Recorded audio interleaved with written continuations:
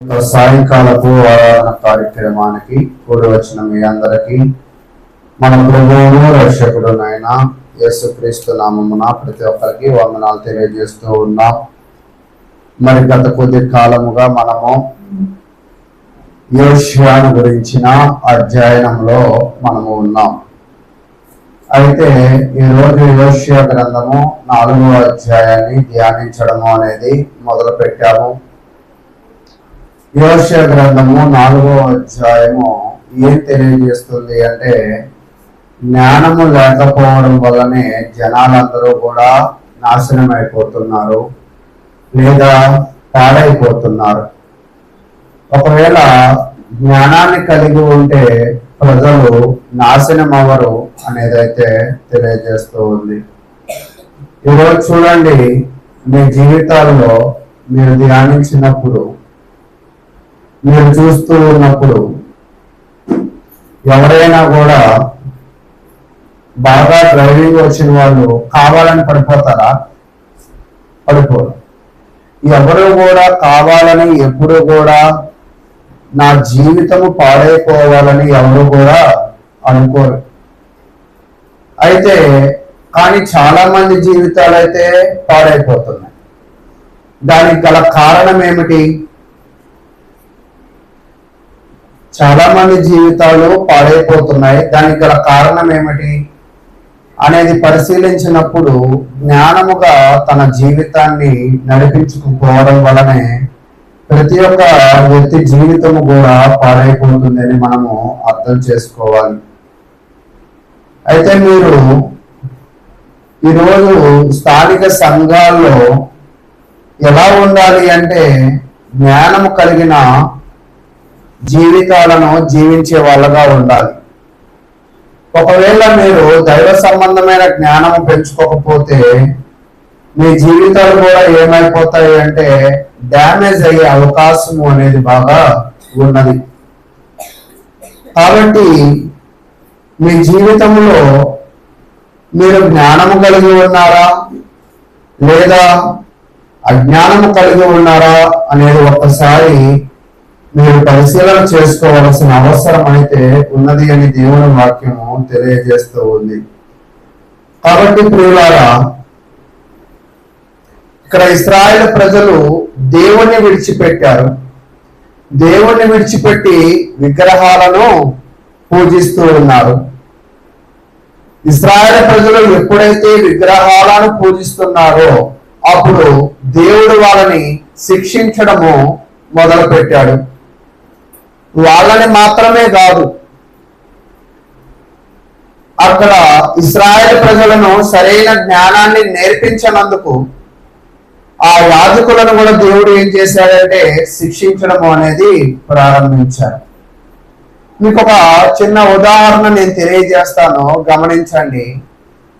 ఏంటి ఆ ఉదాహరణ అంటే, మీరు గమనించినప్పుడు 2000 ఆ ప్రాంతంలో 2004 ఆ సమయంలో కొన్ని దేశాల్లో సునామీ వచ్చింది. 2004 ఆ టయాల్లో 2005 ఆ టయాల్లో డిసెంబర్ నెలల్లో బాంబు బ్లాస్ట్లు అయ్యాయి. అయితే ఒకళ్ళంట థాయిలాండ్ వెళ్ళారు. థాయిలాండ్ బీచ్ లో సరదాగా వెళ్ళారు. వెళ్ళినప్పుడు అక్కడ సముద్రము యొక్క అలజడి చూసింది. ఒక 10 ఏళ్ల పాప ఆ సముద్రము యొక్క అలజడి చూసినప్పుడు తనకి జాగ్రఫీలో లెసన్స్ చెప్పిన ఒక టీచరు ఒక పాఠం గుర్తొచ్చిందంట. సునామీ వచ్చినప్పుడు అలల కెరటాలు ఎలా కొడతాయో ఆ సముద్రములో, థాయిలాండ్ సముద్రములో అలల కెరటాలు అలా కొట్టాయంట. అంటే కాసేపట్లో అక్కడికి ఏమొచ్చిందని అర్థం? సునామీ వచ్చిందని. ఆ విషయాన్ని ఆ 10 ఏళ్ల పాప తన స్కూల్లో టీచర్ చెప్పారు అని దానిని గుర్తు పెట్టుకుని సమస్య వచ్చినప్పుడు దానిని గ్రహించి తన తండ్రికి చెప్పింది. తన తండ్రి వెళ్ళి ఏం చేశాడంటే అక్కడ ఉన్న అధికారులకు తెలియజేశాడు. అధికారి ఏం చేశాడంటే అనౌన్స్ చేశాడు. ఏమని? కాసేపట్లో సునామీ రాబోతుంది, దయచేసి మీరందరూ కూడా ఈ ప్రాంతాన్ని ఖాళీ చేయండి అని. వీళ్ళందరూ ఖాళీ చేసిన కొద్దిగా సేపట్లోనే పెద్ద పెద్ద కెరటాలతో సునామీ ఆ ప్రాంతం మొత్తాన్ని నాశనం చేసేసింది. ఆ చుట్టుపక్కల ప్రాంతాల్లో జనాలందరూ కూడా చనిపోయారు. కానీ ఆ థాయిలాండ్ ప్రాంతంలో జనాలు మాత్రం ఏమవ్వలేదంటే చనిపోలా. దానికి గల కారణం ఎవరంటారు చెప్పండి? ఆ పాప. ఆ పాప పేరు మీరు ఒకవేళ గూగుల్లో చూస్తే టిల్లు స్మిత్ అంట. టిల్లు స్మిత్ అనే ఆమె తను నేర్చుకున్న జ్ఞానాన్ని గుర్తుపెట్టుకుంది. సమస్య వచ్చినప్పుడు ఆ జ్ఞానాన్ని వెలికి తీసింది. తన తండ్రికి ఏం చేసిందంటే ఇన్ఫర్మేషన్ అనేది పాస్ చేసింది. తన తండ్రి కూడా తన బిడ్డను నమ్మి ఆ ఇన్ఫర్మేషన్ ఎవరికి చెప్పాడు? అధికారులకు చెప్పారు. అధికారులు కూడా ఆ మాటలు నమ్మి హెచ్చరికలు జారీ చేశారు. ఒక్కల జ్ఞానాన్ని ఎంతమంది నమ్మారో తెలుసా? తండ్రి నమ్మాడు, అధికారులు నమ్మారు, అధికారుల మాటలు జనాలు నమ్మారు. ఒకవేళ కొంతమంది మూర్ఖముగా నేను నమ్మను, ఏమి కాదులే, ఇవన్నీ ఉత్తమ మాటలు అని తన తండ్రి అనుకుంటే, చిన్నపిల్లలు కూడా మీరు గమనించండి, ఎక్కలేని ఊసులు మనకు చెప్తూ ఉంటారు. దాంట్లో ఎంత నిజం ఉండిద్దో ఎంత అబద్ధం ఉండిద్దో మనకు తెలియదు, కానీ ఊసులు బాగా చెప్తారు. ఇప్పుడు ఈ 10 ఏళ్ల పాప చెప్పిన మాటలు కూడా తన తండ్రి ఊసులే అని నిర్లక్ష్యం చేస్తే ఎంతమంది ప్రాణాలు పోయేవి? అంటే ఇక్కడ వీళ్ళందరూ జ్ఞానంగా నడుచుకున్నారు కాబట్టి ఏం కాపాడుకోగలిగారు? ప్రాణాలు కాపాడుకోగలిగారు. మీకు అర్థమైందా? ఒకవేళ వీళ్ళు జ్ఞానంగా నడుచుకోకపోతే, వీళ్ళు ఆ టిల్లు స్మిత్ అనే ఒక 10 ఏళ్ల బాలిక మాటను వీళ్ళు నిర్లక్ష్యం చేసినట్లయితే నష్టపోయేది ఎవరు? అక్కడ ఉన్న జనాలే. అంటే ఇక్కడ మీకు అర్థం కావాల్సింది ఏమిటి అంటే, మనము తప్పు చేస్తూ ఉన్నప్పుడు, మనము ప్రమాదంలో ఉన్నప్పుడు, మనము ఆపదలో ఉన్నప్పుడు, ఎవరైనా మనలను హెచ్చరించినప్పుడు మనము ఆ హెచ్చరిక తీసుకోవాలా? తీసుకోకూడదా? తీసుకోవాలి. ఒకవేళ తీసుకోకపోతే నష్టపోతాము అని దేవుని వాక్యము కూడా అదే తెలియజేస్తూ ఉంది. అయితే మీరు గమనించినప్పుడు యోషియా గ్రంథము 4వ అధ్యాయం 4వ అధ్యాయంలో జనాల పరిస్థితి ఎలా ఉన్నది అంటే, జ్ఞానము లేకపోవడం వల్ల వీళ్ళు జీవితాలను నాశనము చేసుకుంటున్నారు. వీళ్ళు ఎలా నాశనం చేసుకుంటున్నారు అంటే, తనని సృజించిన దేవుణ్ణి విడిచిపెట్టారు. దేవుడిచ్చిన ఈ శరీరాలతో ఏం చేస్తున్నారంటే పాపాలు చేస్తున్నారు. ప్రతి ఒక్క మానవుడికి దేవుడు శరీరాన్ని, ఆత్మను ఇచ్చింది ఎందుకు అంటే దేవునిని ఆరాధించడానికి. కానీ వీళ్ళు ఏం చేశారంటే ఆ శరీరాలతోనూ వాళ్ళు పాపాలను చేస్తూ ఉన్నారు. అయితే 13వ వచనం, పాపము చేస్తూ ఉన్నప్పుడు వీళ్ళ పరిస్థితి ఎలా ఉన్నది అంటే, నిజమైన దేవుణ్ణి విడిచిపెట్టి విగ్రహాలు నమ్ముకుంటున్నారు, కర్రల్ని నమ్ముకుంటున్నారు. చూడండి 13వ వచనము 4వ అధ్యాయము 13. పర్వతముల శిఖరముల మీద బలులు నర్పింతురు, కొండల మీద ధూపము వేయుదురు, సింధూర వృక్షముల క్రిందను, చీనారు వృక్షముల క్రిందను, మస్తికి వృక్షముల కిందను నీడ మంచిదని అచ్చటనే ధూపము వేయుదురు. వీళ్ళకి వీళ్ళు ఏమనుకుంటున్నారు అంటే, నిజమైన దేవుని విడిచిపెట్టి పర్వతాల దగ్గర బలులు అర్పిస్తూ ఆ చెట్టు కింద మంచిది, ఈ పుట్ట కింద మంచిది, ఈ గట్టు మీద మంచిది అనే అపోహలు వీళ్ళు కలిగి ఉన్నారు. అయితే చాలా మంది కూడా ఈరోజు దేవుని సన్నిధానాన్ని విడిచిపెట్టి వాళ్ళ సమయాన్ని చెట్లకు, పొట్లకు, పనులకు, వ్యర్థమైన కార్యక్రమాలకు వాళ్ళ సమయాలను ఏం చేస్తున్నారంటే అప్పగిస్తూ ఉన్నారు. అది జ్ఞానము కలిగిన పన, జ్ఞానము లేని పన? జ్ఞానము లేని పని. కాబట్టి ప్రియులారా, మీకు సమయము ఉంటే, మీకు ఆయుష్కాలము ఉంటే, మీ సమయాన్ని ఎవరి కోసం ఖర్చు పెట్టాలి? దేవుని కోసము అనేది ఖర్చు పెట్టాలి. చూడండి, కీర్తనల గ్రంథము 84వ అధ్యాయం. కీర్తనల గ్రంథము 84వ అధ్యాయము 1వ వచనాన్ని నేను చదువుతాను.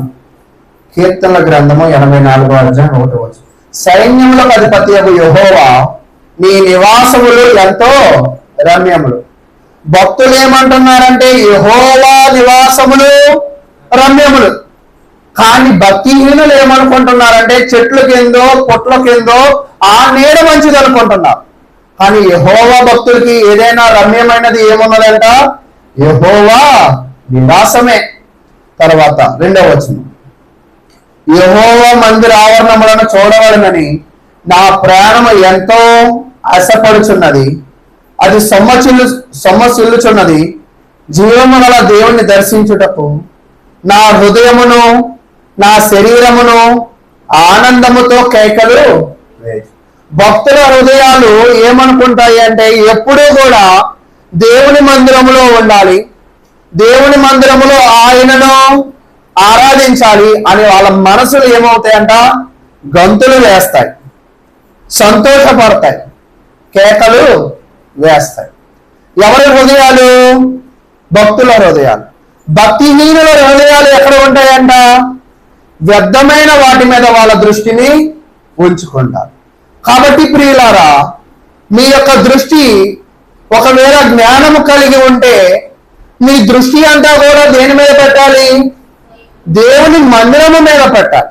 ఒకవేళ మనము జ్ఞానము లేని వాళ్ళమైతే మన దృష్టి అంతా కూడా ఆ చెట్టు కింద నీడ బాగుండిద్ది, ఈ పుట్ట కింద బలులు అర్పిస్తే బాగుండిద్ది, అక్కడికి వెళ్ళి కూర్చుంటే బాగుండిద్ది అన్న ఆలోచనలు చేస్తూ ఉన్నారు.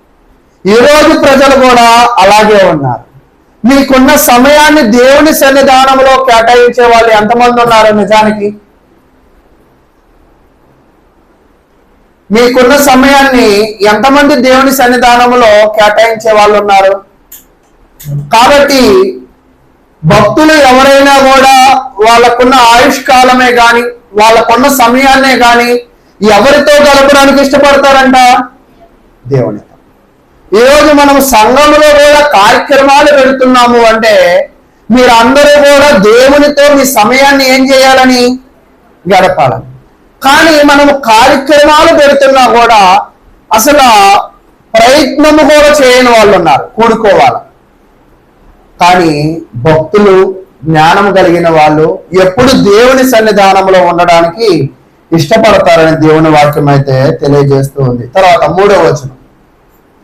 సైన్యములకు అధిపతి యెహోవా, నా రాజా, నా దేవ, నీ బలిపీఠమునొద్దనే పిచ్చుకలకు నివాసము దొరికెను. పిల్లల పెట్టుటకు వానకోవులకు గూటి స్థలము దొరికెను. నీ మందిరమునందు నివసించువారు ధన్యులు, వారు నిత్యము నిన్ను స్తుతించెదరు. దేవుడి వాక్యం ఏం తెలియజేస్తుంది అంటే నువ్వు మస్తికి వృక్షము కిందో, సింధూర వృక్షము కిందో, లేదో మన భాషలో అర్థం కావాలంటే వేప చెట్టు కిందో, మర్రి చెట్టు కిందో, లేదా వేప చెట్టు కిందో కూర్చుంటే నీకు మంచిది కాదు. నీ సమయాన్ని ఏ చెట్టు కింద కూర్చోవాలి అంటే యెహోవా ఆవరణములో కూర్చోవడము అనేది నీకు మంచిది. అక్కడ కూర్చోవడము అంట ధన్యత అంట. ధన్యత అంటే ఎవరైతే దేవుని మందిరములో కూర్చుంటారో వాళ్ళందరూ కూడా సంతోషభరితులు. ఈరోజు చూడండి, ఉదయం వస్తారు, సాయంకాలం కూడా సమయం ఉండిద్ది. రావడానికి అందరూ ఇష్టపడతారా? ఇష్టపడరు. సమయాలు ఉంటాయి, స్త్రీల కూడికల్లో ఉండడానికి ఇష్టపడతారా? ప్రయత్నం చేస్తారా? ఉపవాస కూడికలు ఉంటాయి, కూర్చోడానికి ప్రయత్నం చేస్తారా? కానీ ప్రియులారా, ఏ కూడికైనా దైవ సంబంధమైనది ఉన్నప్పుడు ఖచ్చితంగా మనము పాల్గొంటే అది మనకేం కలగజేసిద్దంట? సంతోషాన్ని కలగజేసిద్ది. దేవుని వాక్యం కూడా ఒకటి చెప్పింది, నక్కలకు సేఫ్ ఏంటంటే బొరియలు, అంతేనా? పక్షులకు సేఫ్ ఏంటంటే గూడు, మనుషులకు సేఫ్ ఏంటంటే దేవుని యొక్క మందిరమే. అంటే ఈరోజు చాలా మంది జ్ఞానము లేక దేవుని మందిరములో సమయాన్ని ఎందుకు ఖర్చు పెట్టాలి అని అనుకుంటూ ఉన్నారు. అక్కడ కూర్చోవడం వల్ల మాకేమీ లాభం లేదే అని తలుచుకుంటూ ఉంటున్నారు. కానీ దేవుని వాక్యం ఏం చెప్తుంది అంటే, మనిషికి నివాస యోగ్యమైన స్థలం ఏదంటే దేవుని యొక్క మందిరమే.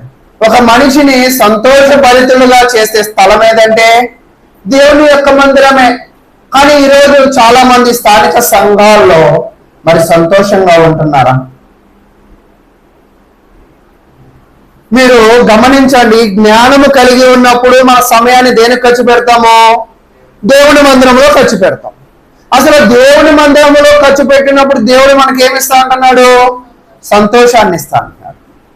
దేవుని మందిరంలో మన సమయాన్ని ఖర్చు పెట్టినప్పుడు ఎందుకు సంతోషం ఇస్తాడు ఆయన? ఈరోజు మీరు గమనించండి, ఒకవేళ అలంకార్లో ఒక సినిమా ఏదో వచ్చింది అనుకుందా, దాంట్లో సినిమా చూడాలి అని అనుకుంటున్నారు. టికెట్ ఇక్కడ కూర్చుని అక్కడ తీసుకోవాలనుకుంటే సాధ్యపడిద్దా?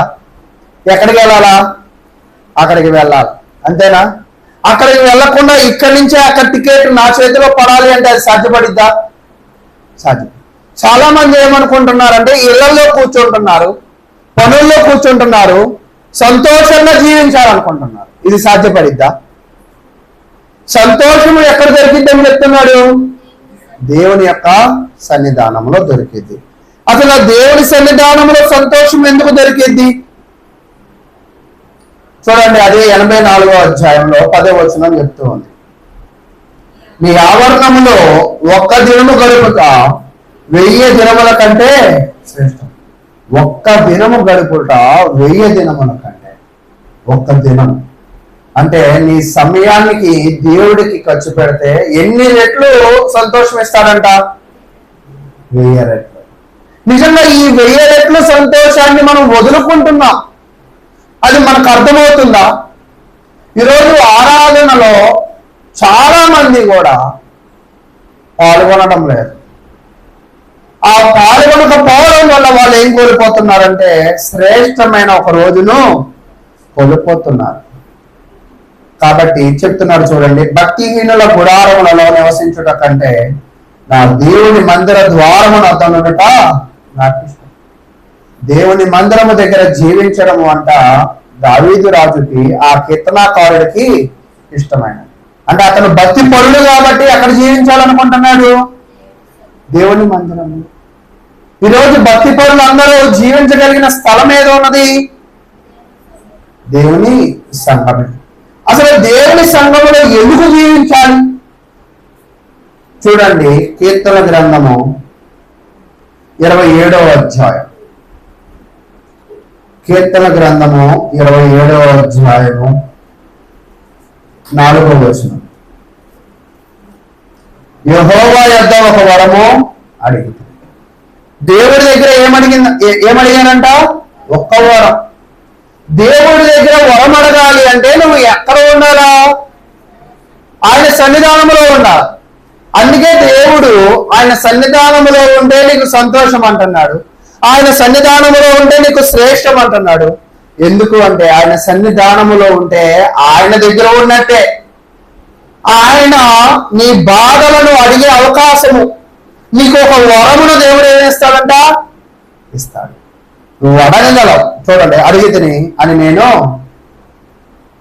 తిని దానిని నేను వెతుకుచున్నాను, యెహోవా ప్రసన్నతకు చూచుటకు, ఆయన ఆలయంలో ధ్యానించుటకును నా జీవిత కాలమంతయు నేను యెహోవా మందిరములో నివసింపగోరుచున్నాను. అంటే యెహోవా ప్రసన్నత ఎక్కడ ఉన్నది? దేవుని యొక్క మందిరం. ప్రసన్నత అంటే ఏమిటి? ఆయనను చూచే భాగ్యం. దేవుని చూచే భాగ్యము దేవుడు ఎక్కడ కల్పించాడంట? స్థానిక సంఘములో. ఈరోజు స్థానిక సంఘంలో వచ్చి మన చూపులు అనేకమైన వాటికి తిప్పుతున్నాం, కానీ మనము దేనికోసం ఎదురు చూడాలంటే దేవుని యొక్క ప్రసన్నతను మనం చూడాలంటే. ఈరోజు బాప్తిస్మము పొందిన ప్రతి ఒక్కళ్ళు రొట్టె ద్రాక్షారసం తీసుకుంటున్నాం కదా. ఆ రొట్టె ద్రాక్షారసము తీసుకున్నప్పుడు వాళ్ళ మనసులో, వాళ్ళ మైండ్లో ఏం మెదలాలో తెలుసా? ఇప్పుడు ఒకవేళ నేను ఒక ప్రశ్న అడుగుతా, మీకు ఎవరో 1,00,000 రూపాయలు ఎక్కొట్టారు. ఇప్పుడు వాళ్ళని చూడగానే మీకు ఏం గుర్తొచ్చింది? వాళ్ళు 1,00,000 రూపాయలు ఎక్కొట్టారని గుర్తొచ్చింది, అంతేనా? చాలా నవ్వుకుంటారు కదా. తిట్టుకుంటారా? తిట్టుకుంటాం. అప్పటిదాకా మన ముఖంలో ఉన్న కళ ఆ రాగానే మన ముఖంలో కళ ఏమైపోతుందంట? పోయి. ఎందుకని? అతను చేసిన పనిని బట్టి. ఈరోజు యేసుక్రీస్తు ప్రభు వారిని జ్ఞానము కలిగిన వాళ్ళు ఏం చేస్తారంటే దేవుని సన్నిధానంలోకి వచ్చి ఆయన ప్రసన్నతను చూస్తారు. ఎలాగో తెలుసా? రొట్టెను పట్టుకున్నప్పుడు తన మనసులో ఏం జ్ఞాపకం చేసుకోవాలా? ఆయన ఆ రొట్టెకు సాదృశ్యమైన తన శరీరాన్ని ఏం చేశాడు? ఆ శిలువ మరణంలో నలగగొట్టబడ్డాడు. ఈరోజు బాప్తిజం తీసుకున్న ప్రతి ఒక్కరు ఆ రొట్టెను తీసుకుని తినడం కాదు దేవుడు కోరుకునేది. ఆ రొట్టెను తీసుకున్నప్పుడు నువ్వు జ్ఞానము కలిగి ఉండాలి. ఏమని? ఈ రొట్టె ఆయన శరీరం, ఆయన శరీరాన్ని నలగొట్టబడింది. ఆయన శరీరానికి సాదృశ్యమైన ఈ రొట్టెను తీసుకున్నప్పుడు మన పాపాలు కూడా ఏమయ్యాయంట? క్షమింపబడ్డాయి. యేసు అన్ని దెబ్బలు కలిగి ఉన్నా కూడా ఎలా జీవించాడంట? విధేయుడిగా జీవించాడు. ఈ భూమి మీద కూడా మనము పాపాలు క్షమింపబడిన తరువాత దేవుడికి ఎలా ఉండాలంటే విధేయుడిగా జీవించాలి. ఈరోజు అది ఎక్కడ తీసుకోవాలి? మనం చాలా మంది కూడా ఇళ్ళకి తీసుకెళ్ళి తీసుకుంటారు, చాలా మంది కూడా రోడ్ల మీద తీసుకుంటారు, చాలా మంది కూడా అనేకమైన స్థలాల్లో తీసుకుంటారు. అసలు ఇప్పుడు నేను చెప్తున్నాను, జ్ఞానము కలిగిన వాళ్ళు, యెహోవా ప్రసన్నతను చూడాలనుకున్న వాళ్ళు, లేదా యేసుక్రీస్తు ప్రసన్నతను చూడాలనుకున్న వాళ్ళు, తన భక్తులు ఆ రొట్టె ద్రాక్షారసాన్ని ఎక్కడ తీసుకుంటారు? దేవుని యొక్క. ఒకవేళ చాలా మంది ఇళ్లలో తీసుకుంటున్నాం, అది తప్ప అంటే మీరు చెప్పండి, తప్పేనా? ఓకే. ఎందుకు తప్పు? ఆయన ప్రసన్నతను ఆయన ఎక్కడ నిలిపాడు? ఇక్కడ నిలిపాడు. మీ కుటుంబంలో నిలపలేదే. ఇక్కడే ఎందుకు నిలిపాడు అంటే ఇక్కడ అనేక మంది పరిశుద్ధులు ఆయనను ఏం చేస్తున్నారంటే కీర్తిస్తూ ఉన్నారు. అనేకమైన పరిశుద్ధులు ఆయన ఏం చేస్తున్నారంటే ఆరాధిస్తూ ఉన్నారు. అనేకమైన పరిశుద్ధులు ఆయనకి ఏం చేస్తున్నారంటే వరము అడుగుతున్నారు. ఏమని? వరము. కాబట్టి ఆయన మందిరములో ఆయన ఏముంచాడంటే సంతోషాన్ని ఉంచాడు, శ్రేష్టత్వాన్ని ఇచ్చాడు, ప్రసన్నతను ఉంచాడు. ఇవన్నీ మనము తీసుకోవాలి అంటే ఎక్కడికి రావాలి? కానీ నువ్వు తీసుకునే దగ్గర ప్రసన్నత ఉండిద్దా? ఉండదు. కాబట్టి ప్రియులారా, ఇదందరూ కూడా ఎవరు చర్చిలో తీసుకోగలుగుతారంటే జ్ఞానము కలిగిన వాళ్ళే తీసుకోగలరు. దేని మీద జ్ఞానము? ఆ రొట్టె మీద, ఆ ద్రాక్షారసము మీద, దేవుని యొక్క మందిరము మీద.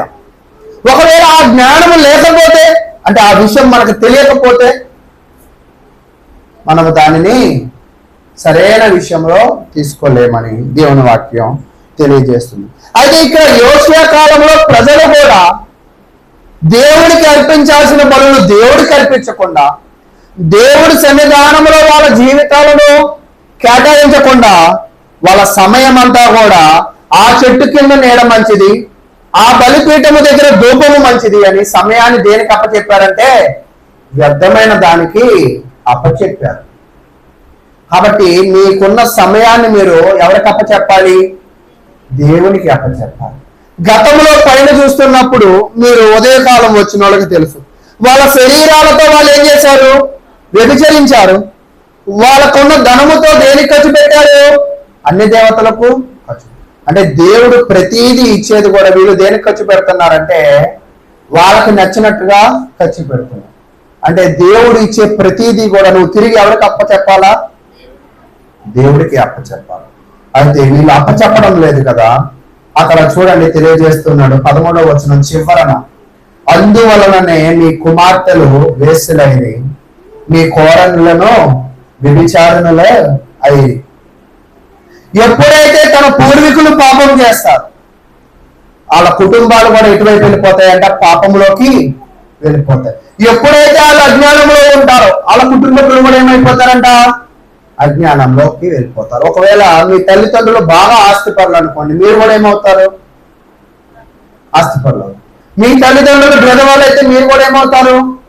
భేదవాళ్ళు. మీరు జ్ఞానవంతులు అయితే మీ కుటుంబాలు కూడా ఏమవుతాయంట? జ్ఞానవంతులు అవుతాయని దేవుడు వాక్యం అయితే తెలియజేస్తుంది. తర్వాత 14వ వచనం, జనులు తామే వ్యభిచారులను కూడుదురు, తామే వేశ్యలతో సాంగత్యము చేయొచ్చు, బలులా నర్పింతురు గనుక మీ కుమార్తెల వేశ్యలవటం బట్టి నేను వారిని శిక్షింపను, మీ కోడళ్ళు వ్యభిచరించుటను బట్టి నేను వారిని శిక్షింపను, విమోచన లేని జనము నిర్మూలమవును. అంటే వాళ్ళు జ్ఞానము లేకపోవడం వల్ల వాళ్ళు ఏమైపోతున్నారంటే నశించిపోతూ ఉన్నారు. కాబట్టి ప్రియులారా, జ్ఞానము ఒక వ్యక్తిని ఏం చేసిద్ది అంటే రక్షించిద్ది. జ్ఞానము లేకపోతే ఆ వ్యక్తి ఏమైపోతాడంట? నశించిపోతాడు. ఈరోజు క్రైస్తవులు ఎవరైతే జ్ఞానం కలిగి ఉంటారో వాళ్ళు యేసును దేవుని కుమారుడిగా భావిస్తారు. యేసును రక్షకుడిగా భావించి వాళ్ళు ఏం తీసుకుంటారంటే బాప్తిసం తీసుకుంటారు. ఎవరైతే జ్ఞానం కలిగి ఉన్నారో వాళ్ళు ఏమైపోతారంటే నశించిపోతారు. అందుకే కీర్తన 14:1 ఏమంటుందంటే, దేవుడు లేడని బుద్ధిహీనులు తమ హృదయంలో అనుకుందరు. బుద్ధిహీనులు తమ హృదయంలో ఏమనుకుంటారంట? ఈరోజు మనము కూడా దేవునికి కేటాయించాల్సిన సమయం కేటాయించకుండా మనం ఎక్కడెక్కడో కూర్చున్నాము అంటే మనము జ్ఞానం కలిగి ఉన్న వాళ్ళమా లేని వాళ్ళమా? జ్ఞానము లేని వాళ్ళము. దానిని బట్టి మన కుటుంబాలు కూడా ఏమైపోతున్నాయంట? నిర్మూలమైపోతుంది. చూడండి, చాలా కుటుంబాలు పిల్లలు ఏమైపోతున్నారంటే చాలా తప్పటడుగులు వేస్తారు. చాలా అల్లరితోనూ లేదా చాలా వ్యర్థమైన ఆలోచనలతో వాళ్ళ అడుగులను ముందుకు తీసుకురారు. బాలుడు నడవలసిన త్రోవను వానికి నేర్పము, వాడు పెద్దవాడైనప్పుడు దాని నుంచి ఏమవడంట? యవ్వన కాలంలో ప్రతి ఒక్క వ్యక్తి ఏమైపోతాడంటే తప్పిపోతాడు.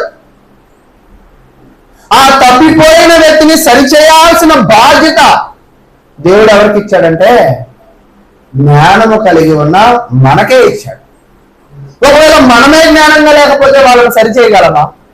ఈరోజు తల్లిదండ్రులే వచ్చిన తర్వాత పిల్లలు ఎందుకు రాలేకపోతున్నారు అంటే తల్లిదండ్రులే గాని మనమే గాని జ్ఞానముగా లేకపోవడమే మన పిల్లలు రాకపోవడానికి కారణం.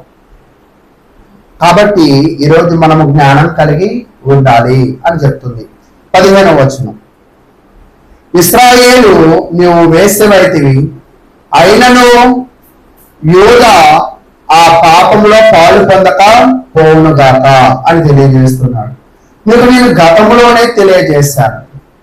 ఇశ్రాయేలు రాజ్యము ఎన్నిగా చీలాయంటే 2 భాగాలుగా. ఉత్తర రాజ్యాన్ని ఏమన్నారంటే, ఉత్తరం అంటే ఇటు, ఉత్తర రాజ్యాన్ని ఏమన్నాడంటే ఇశ్రాయేలు రాజ్యం అన్నాడు. ఇప్పుడు దేవుడి వాక్యం అంతా కూడా ఎవరి గురించి చెప్తుంది? ఇటువైపు ఉన్న వాళ్ళ గురించి చెప్తున్నాడు. ఇప్పుడు ఇటువైపు వాళ్ళ దగ్గరికి వచ్చాడు. వాళ్ళందరూ చెడిపోయారు. మీరు వాళ్ళని చూసి చెడిపోవాలి. వాళ్ళు నిర్మూలమైపోతారు. వాళ్ళని చూసి మీరు భయపడదు. ఈరోజు చాలా మంది కూడా స్థానిక సంఘాల్లోకి వచ్చి వాళ్ళంటే నాకు నచ్చదండి, వీళ్ళంటే నాకు పడదండి, వాళ్ళు ఇలా చేస్తున్నారండి, వీళ్ళు ఇలా చేస్తున్నారండి అని స్థానిక సంఘ సభ్యులందరూ కూడా ఎవరిని చూస్తూ ఉంటారు? ఒక్కోసారి సంఘములో ఉన్న అవిశ్వాసాలను చూస్తారు. కానీ మన చూపులు ఎవరి వైపు ఉండాలంటే హెబ్రీయులకు రాసిన పత్రికలో అంటాడు, నీ నిరీక్షణ నజరేయుడైన క్రీస్తు మీద, నీ దృష్టిని యేసు క్రీస్తు మీద నిలపాలి. మిగతా వాళ్ళ మీద నువ్వేం చేయకూడదంట? నిలపకూడదు. మిగతా వాళ్ళ మీద నువ్వు నిలిపావు అంటే నీ విశ్వాసాన్ని నువ్వేమైపోతావు? కోల్పోతావు. కాబట్టి ప్రియులారా, మీ విశ్వాసాన్ని ఎలాగా నిలుపుకుంటున్నారు అనేది ఒక్కసారి తర్వాత చదవండి అనేది ఆలోచన చేయాలి.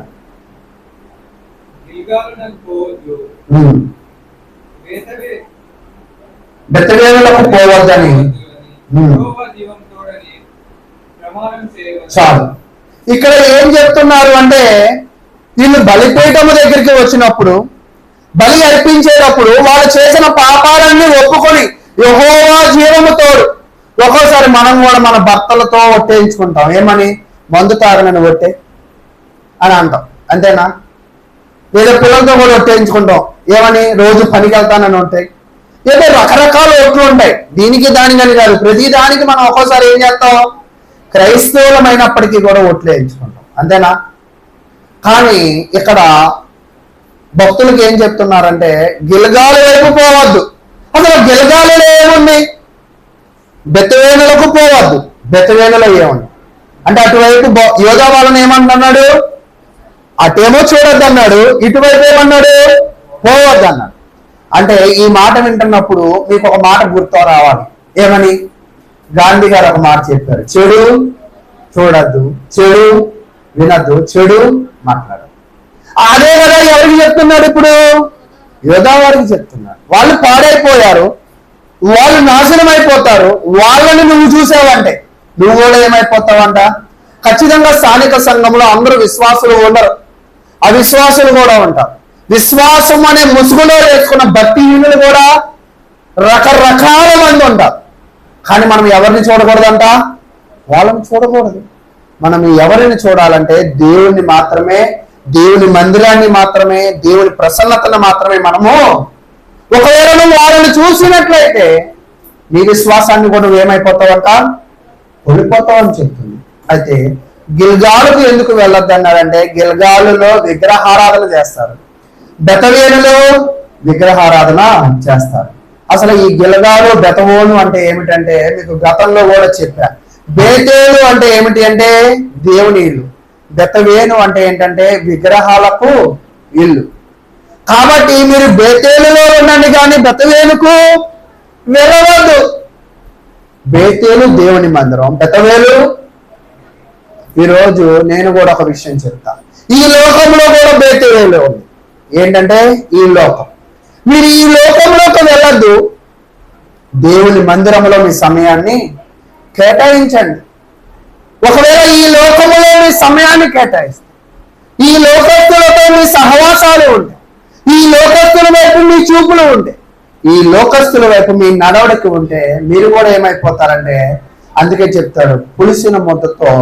ఇప్పుడు ఒకవేళ స్వచ్ఛమైన నీళ్లు మనకి మున్సిపాలిటీ ట్యాప్ లో వస్తున్నాయి కదా, మనకి కొంచెం మురికి నీళ్లు కూడా కలుపుకున్నాము. ఇప్పుడు దాన్ని మీరు తాగడానికి ఇష్టపడతారా? అదేంటి, మంచినీళ్ళు కూడా కలిసి ఉన్నాయిగా, అయినా ఇష్టపడరా? ఎందుకు ఇష్టపడరు? దానిలో ఏం తెలుస్తుందని? చెడు కూడా. ఈరోజు ఈ లోకంలో కూడా ఏం తెలుస్తుందంటే చెడు కలిసి ఉన్నది. దానితో నువ్వు సహవాసము చేస్తే నువ్వు కూడా ఏమైపోతావు? చెడిపోతావు. అందుకే దాకా వీళ్ళ గురించి చెప్తారు, ద్రాక్షారసము ద్వారా, వ్యభిచారము ద్వారా వీళ్ళ మతులు ఏమయ్యాయంట? చెడిపోయాయి. గిల్గాలకు బెతవేలుకు వెళ్ళడం వల్ల వీళ్ళ హృదయాలు కూడా ఏమైపోయాయంట? చెడిపోయాయి.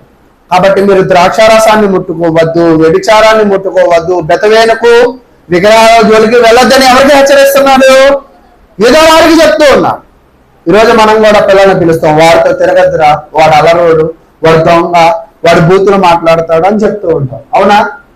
కాబట్టి ప్రియులారా, దేవుడు కూడా మనల్ని హెచ్చరిస్తూ ఉన్నాడు. దేవుడు ఎటువైపు మీ యొక్క హృదయాలను మలచాలనుకుంటున్నారో మీరు ఒకసారి ప్రయత్నం చేయండి. తర్వాత చెప్తున్నాను చూడండి, 16వ వచనం. పెయ్య మొండితనము చూపినట్టు ఇశ్రాయేలు వారు మొండితనము చూపి ఉన్నారు గనక విశాల స్థలమందు మేము గొర్రె పిల్లలకు సంభవించినట్లు దేవుడు వారికి సంభవింపజేయును. ఇక్కడ ఏమైంది అనేది చూస్తున్నప్పుడు, పెయ్య అంటే ఏమిటి? ఆవుకు పుట్టే దూరణం ఏమంటారు? పెయ్య అంటారు. మీరు చూడండి, పెయ్య ఎవరి మాట తొందరగా? ఈ ఇశ్రాయేలు ప్రజలు కూడా దేవుడి మాట వినట్లా. యాజకుల మాట వినట్ల, ప్రవక్త మాటలు కూడా వినడం లేదు. వినకుండా వాటి మీద ఉంచిన కాడిని మోయడానికి అవి ఏం చేయట్లేదంట, ఇష్టపడడం లేదు. పెయ్య తన కాడిని మోసిద్దా? మోయదు. పెయ్య తన యజమాని మాట వినిద్దా? వినదు. కానీ గొర్రె అయితే విని. ఆ ఇశ్రాయేలు ప్రజలు పెయ్యలాగా ఉన్నారు. పెయ్యలాగా ఉండడము అంటే ఏమిటి అంటే వాళ్ళకి నచ్చినట్లుగా జీవిస్తూ ఉన్నాడు. విశాల స్థలం ముందు దేవుడు వారిని గొర్రె పిల్లలను మేపినట్లు మేపుతాడా అంటే లేదు. అంటే గొర్రెలు మాత్రం ఏం చేశాడంటే విశాల స్థలమైన పచ్చిక బయలుకు తీసుకెళ్లి మేపాడు. పేరు మాత్రం ఏం చేస్తా అంటున్నాడు, అలా మేపనం. అంటే దేవుడి యొక్క మందిరంలోకి వచ్చి దేవుడు ప్రసన్నత పొందిన వాళ్ళను దేవుడు ఏం చేస్తాడంట, సకల సమృద్ధిని వాళ్ళకి దయచేస్తాడు. ఎవరైతే పేరులాగా మాట వినరు, ఎవరైతే పేరులాగా తల వంచరు, ఎవరైతే పేరులాగా మొండిగా ఉంటారో, ఎవరైతే పేరులాగా వాళ్ళ నచ్చినట్టుగా వాళ్ళు జీవిస్తారో వాళ్ళను ఏం చేస్తాడంటే దేవుడు నాశనము చేసేవాడిగా ఉంటాడని దేవుని వాక్యం అయితే తెలియజేస్తుంది. గొర్రె పిల్లను పెంచినట్లు ఒక పెయ్యను మనం ఏం చేయలేమంట, పెంచలేదు. అది అసాధ్యమైన విషయం. చూడండి, ఒక 100 గొర్రెలు పెంచగలం కానీ 5 పెయ్యలను మనము పెంచలేం. కాబట్టి ప్రియులారా, మీకు పెయ్యకు తాళ్ళు కడతారు, గొర్రెలకు గొర్రె తన కాపరిని తెలుసుకునేది, పెయ్య తెలుసుకోదు. కాబట్టి మీ జీవితాల్లో మీరు గొర్రెల్లాగా ఉండాలనుకుంటున్నారా, పెయ్యలాగా ఉండాలనుకుంటున్నారా? అందరూ చెప్పచ్చు, గొర్రెల్లా. అంటే గొర్రెల్లాగా ఉండడము అంటే ఏమిటి అంటే మన యజమాని ఎవరో తెలుసుకోవాలి. మన యజమాని ఎవరో మనం ఎలా తెలుసుకుంటాం? బుర్ర పని చేస్తేనా, పని చేయకపోతేనా? బుర్ర ఎప్పుడు పని చేస్తుంది అంటే ఈ లోక ఆలోచనలకు దూరంగా ఉన్నప్పుడు. ఈ లోక ఆలోచనల్లో మత్తయి ఏమి తిందుమా, ఏమి తాగుదమా, ఏమి ధరించుకుందామా అనే విచారణ నీలో ఉంటే ఈ బుర్ర ఏమైపోయిందంట, పాడైపోయింది. అందుకే నువ్వేం బాధపడక్కర్రా. గొర్రెలు ఏం చేశాడంటే విశాల స్థలం అందు ఏం చేశాడంట, వాళ్ళని మేపాడు. ఈరోజు నిన్ను నన్ను కూడా కీర్తన 23వ అధ్యాయంలో అంటాడు, యెహోవా నా కాపరి, నాకు లేమి కలగదు. దేవుడు కాపరి కలిగిన జనులు ధన్యులంట. అంటే మనల్ని మేపే బాధ్యత ఎవరిది? ఆయనదే. కాబట్టి మీరందరూ దేవునికి గొర్రెలు ఉండాలని దేవుని వాక్యం అయితే తెలియజేస్తుంది. తర్వాత 18వ వచనానికి వచ్చేద్దాం. ఇక్కడ ఎఫ్రాయిము గురించి చెప్పాడు. ఎఫ్రాయిము విగ్రహములతో కలుసుకొనెను, వాని ఎలాగుననే ఉండనేము, అలాగుననే ఉండనేము. ఎఫ్రాయిము వాళ్ళు ఏం చేస్తున్నారు అంటే, ఈ బెతవేను అంటే ఏంటంటే, మీరు బాగా స్టడీ చేస్తే యోర్దాను నది దగ్గర రాహాబును కలిశారు కదా, ఆ ప్రాంత చుట్టుపక్కల ప్రాంతమే ఈ బెతవేను. అంటే అక్కడ ఏముంది, కానానుకు దగ్గరలో ఉన్న ప్రాంతం. అక్కడ విగ్రహాలను బాగా పూజించిన ప్రాంతం. ఆ ప్రాంతాన్ని దేవుడు ఎవరికి ఇచ్చాడంటే ఎఫ్రాయిములకి. వీళ్ళు దేవుణ్ణి తెలుసుకోవాలని ఆ ప్రాంతం ఇస్తే వీళ్ళేం తెలుసుకున్నారంటే ఆ లోకంలో ఉన్న పరిస్థితులను తెలుసుకున్నారు. అర్థమైందా మీకు? కాబట్టి ప్రియులారా, దేవుడు మనకు సమయాన్ని ఇచ్చేది ఎందుకంటే మీ చుట్టుపక్కల ఏం జరుగుతుందో తెలుసుకోవాలంటారు. దేవుణ్ణి మీరు తెలుసుకుని వాక్యానుసారంగా జీవించాలని. తర్వాత ముగించేసుకుందాం, అందరూ శ్రద్ధ కలిగి వినండి. 18వ వచనం, వారికి ద్రాక్షారసము చేదాయను, ఒళ్ళు తెలియని వారు, మానసిక వ్యభిచారం చేయవారు, వారి అధికారులు సిగ్గుమారిన వారై అవమానకరమైన దానిని ప్రేమించరు. అంటే చూసారా, జ్ఞానము లేని వాళ్ళు ఏం చేస్తారంటే అవమానకరమైనది. నిజంగా చూడండి, అబద్ధం ఆడడము, వ్యభిచరించడము, దొంగతనము, వేశ్యతనము, విగ్రహాలు పూజించడము, ఇవన్నీ కూడా దేవునికి అసహ్యమైనవి. జ్ఞానం లేని వాళ్ళు ఏం చేస్తారు దాన్ని? ఈరోజు మీరు గమనించండి, చిన్నప్పుడు చాలా మంది పిల్లలు ఎడం చేతితో తింటారు, పెద్దలు తింటారంటే ఏంటో ఆ చేతితో తింటున్నావు అంటారు. అంటే జ్ఞానం కలిగిన వాళ్ళకి తెలుసు దేంతో తినకూడదని. కానీ పిల్లలకి ఎందుకు తెలియదు? వాళ్ళకి జ్ఞానం లేదు. కాబట్టి జ్ఞానము ఉంటే ఖచ్చితంగా ఏ చేతితో తింటాం? కుడి చేతితో. అంటే జ్ఞానం లేకపోతే అసహ్యతతో ఉన్న వాటిని మనం ఏం చేస్తామంట?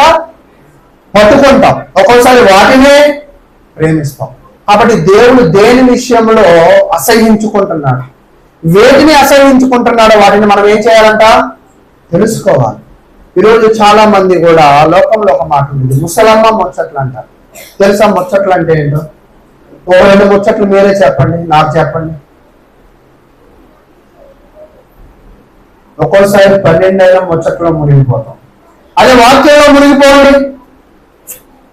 వాక్యం చెప్తే నిద్ర వచ్చింది, ముచ్చట్లు అయితే మాత్రం ఏం రాదు. ఎందుకో చెప్పండి. పోనీ ఇంట్రెస్ట్ దేని మీద? ఆ పక్కన ఆమె హారం కొనిందంటే ఎలా డబ్బులు వచ్చాయి అనే ఇంట్రెస్ట్ దేని మీద రాదు మనకి? నేను మొన్న బండి కొన్నప్పుడు అందరూ చెప్తున్నా, అప్పు చేసుకున్నా, లేకపోతే ఇంట్రెస్ట్ పెరిగిపోయింది. సేవకుడు అయ్యాడు, కొత్త బండి కొంటున్నాడు, కొత్త షర్ట్లు వేస్తున్నాడు అనే ఇంట్రెస్ట్ పెరిగిపోదు. ఎవరిలో? జనాల్లో.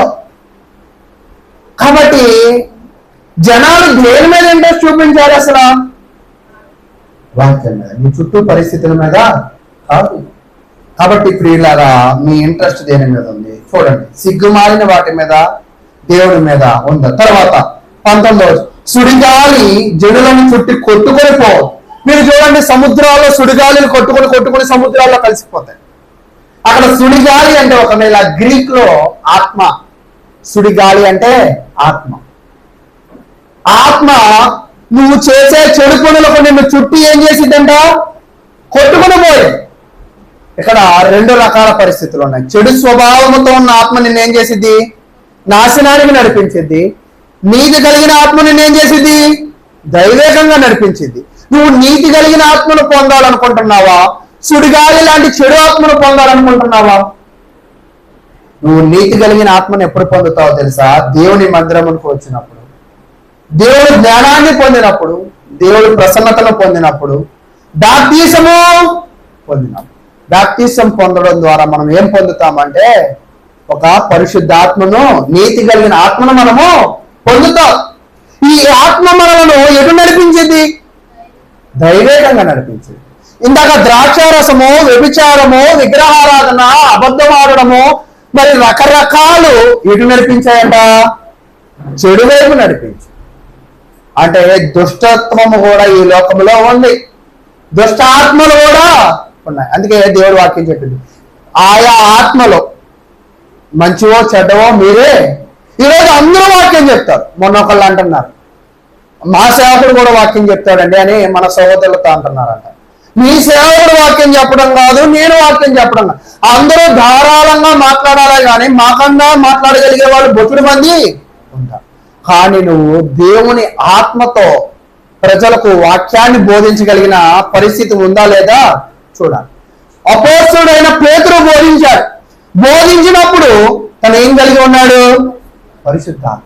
పరిశుద్ధాత్మను కలిగి ఉండడం అంటే తెల్ల బట్టలేనా? మరి ఏంటి? దేవుని వాక్కును కలిగి ఉన్నాడు. ఈరోజు చెప్పేవాడు చేసేవాడై ఉండాలి. ఈరోజు ఒక్కోసారి సేవ చేస్తున్నప్పుడు భయం వేసింది, అమ్మో ఇది ఎవరికొకరికి ఇచ్చేద్దాం, మన వల్ల కాదు. ఎందుకంటే కోప్పడకూడదు, ఒకళ్ళు ఏమనకూడదు, ఎవరిని కోపించకూడదు, ఎవరిని అసహించుకోకూడదు, అందరినీ ప్రేమించాలి. ఇది మన వల్ల సాధ్యం కాని పనులన్నీ. కాబట్టి మన అందరము కూడా కొంచెం కష్టం కదా అని భయపడవేస్తూ ఉంటుంది అన్నమాట. సేవ అంటే చాలా కష్టమైన పనే. అయితే కూర్చుని చాలా ఈజీగా ఇలా చేయాలి అలా చేయాలని చెప్పగలం, కానీ చేసేవాడికి తెలుస్తుంది ఏంటి బాధ. చూసేవాడు కాదు, మోసేవాడికి తెలుస్తుంది ఏంటి భారం. కాబట్టి ఎంతో కష్టమైనది. కానీ నువ్వు యెహోవా మందిరానికి వస్తే ప్రతి కష్టమును కూడా ఆయన ప్రసన్నత నీకు ప్రత్యక్షమై నీకేమిచ్చిందంట? వరం ఇచ్చింది. నువ్వు అడుగు. అందుకే దేవుడు వాక్యం చెప్పింది, నువ్వు అడుగు వాటికంటేనో, నువ్వు ఊహించు వాటన్నిటికంటేనో అత్యధికముగా దేవుడు ఏం చేస్తాడంట? ఇచ్చేవాడు. కాబట్టి దేవుడు నీకు నూతనమైన ఆత్మను ఇవ్వాలి. ఈరోజు బోధకుడు ఎలాగో ఉండాలంటే బోధించడం కాదు, నడిచి చూపించాలి. యేసుక్రీస్తు ప్రభు వారు కూడా ఒకవైపు బోధ, ఒకవైపు ప్రవర్తన, ఈ రెండు కూడా ఏం చేశాడంటే సమఉజ్జీవంగా నడిపించుకుంటాడు. కొంతమంది చూడండి వాక్యంలో దుమ్ము దులిపేస్తారు, నెంబర్ 1గా. ప్రవర్తన, వాళ్ళంత వరస్ట్ ఫెయిల్స్ ఎవరు కూడా ఉండరు అంటారు. అలాంటి వాళ్ళు చూసారా? అలాంటి సేవకుల్ని. ప్రార్థనలు జరుగుతూ ఉంటాయి, ఒక్కరి సోదరులు బయట ఉంటాయి, తెలుసు అలాంటి సేవకులను చూస్తారా మీరు? ప్రార్థనలు జరుగుతూ ఉంటాయి, వ్యర్థమైన మాటలు సభలో ఉచ్చరిస్తూ ఉంటారు, అలాంటి విశ్వాసులు ఉంటారు.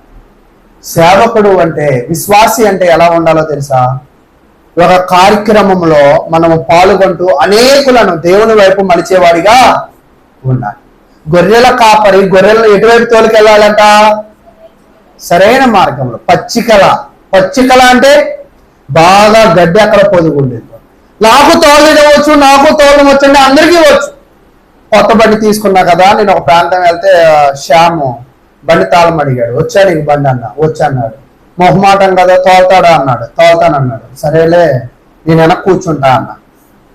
ఇలా అన్నాడు. వెంటనే కొంచెం బెక్కయి దిగు అన్నా. లేదన్నయ్య నాకు వచ్చా అన్నయ్య అన్నాడు. సరే నీకు వచ్చినా కానీ అది నువ్వు తోలలేవులే అంటే, తోలడం అందరికీ వచ్చు, కానీ ఎక్కడ తోలాలో, ఎక్కడ తోలకూడదో, ఎక్కడ నడపాలో, ఎక్కడ నడపకూడదో మనం ఏం చేయాలంట? తెలుసుకోవాలి. నాకు తోలడం వచ్చు అని ఇంత కృష్ణా నదిలోకి వెళ్ళాం, అక్కడ తోలుతామా నదిలో? ఎందుకని? అది జ్ఞానము కలిగి ప్రవర్తించడం అంటే జ్ఞానాన్ని ఉపయోగించాలి, జ్ఞానంగా నడుచుకోవాలి ఏ స్థలంలోకి వెళ్ళినా కూడా. తర్వాత వచనం చూడండి. తాము అర్పించిన వాటిని బలులను బట్టి వారు సిగ్గునందురు. దేవుడికి వీళ్ళు అనేకమైన వాటిని అర్పించారు, కానీ ఆ అర్పించినవన్నీ కూడా ఏమవుతున్నారంట? అర్పిస్తే వరాలు పొందాలి, కానీ వీళ్ళు అర్పించిన దానిని బట్టి సిగ్గు పొందాలి. ఎందుకు? వీళ్ళు దేవునికి అర్పించాల. దేనికి అర్పించారు?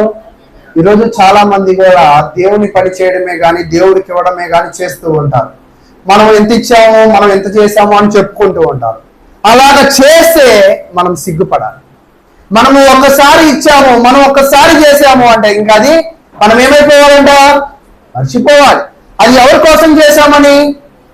అది నువ్వు కీర్తి కోసం చేస్తేనే చెప్పుకోవాలి, దేవుని కోసం చేస్తే అది చెప్పుకోవాలి. కాబట్టి ప్రియులారా, ఇక్కడ ఈ విషయాలన్నీ మీరు గ్రహించండి. ఈ అధ్యాయం అంతా కూడా ముగించాం. మరలా ఒక్కసారి మీకు వారాలుగా చెప్తా. ఇశ్రాయేలు ప్రజలు పాపం చేశారు. వాళ్ళు పాపం చేస్తే చూస్తూ ఎవరున్నారు? యాజకులు ఉన్నారు. వాళ్ళ పాపం ఏమైపోయింది? కిందకు వచ్చేపాటికి చాలా అధిగమించింది. వాళ్ళు అధిగమించడం వల్ల ఏమైపోయారు? నాశనం అయిపోయారు. వాళ్ళు ఎలాగో నాశనం అయిపోతున్నారు. మీరైనా బుద్ధి కలిగి ఉన్నాను. దేవుడు ఎవరిని హెచ్చరిస్తున్నాడు? యోధా వాళ్ళను హెచ్చరిస్తున్నారు. కాబట్టి మీరందరూ కూడా జ్ఞానము లేకపోతే మనం ఏమైపోతామంట? నశించిపోతామని తెలుసుకుని, మీకు యెహోవా నీడే, యెహోవా ఆశ్రయమే మీకు మేలైనదని గుర్తెరిగి, రొట్టె ద్రాక్ష రసము కూడా మీరు దేవుని సన్నిధానములో క్రీస్తు ప్రభువు వారి మరణ పునరుద్ధానము జ్ఞాపకం చేసుకోవాలి. అప్పెట్టుకుంటున్న జ్ఞాపకం చేసుకుంటే బాగా కోపం వచ్చినట్టు, ఆ రొట్టెను పట్టుకున్నప్పుడు మీరు బాధపడాలి. అయ్యో నా కోసము ఎవరో బలయ్యారే. కాబట్టి దీనిని నేను స్మరించుకుంటూ ఆయన చేయాల్సిన పనిని నేను చేయాలి. ఆయన ఏం చేయడానికి వచ్చాడంటే, యేసు ప్రభువు వారు సువార్త ప్రచురించడానికి వచ్చాడు. మరి ఆయన కోసం పనిచేసే నువ్వు కూడా ఏం చేయాలా? సువార్త పని అనేది చేయాలని తెలియజేస్తూ ఎంతో ఓపికగా మీ అందరికీ వందనాలు.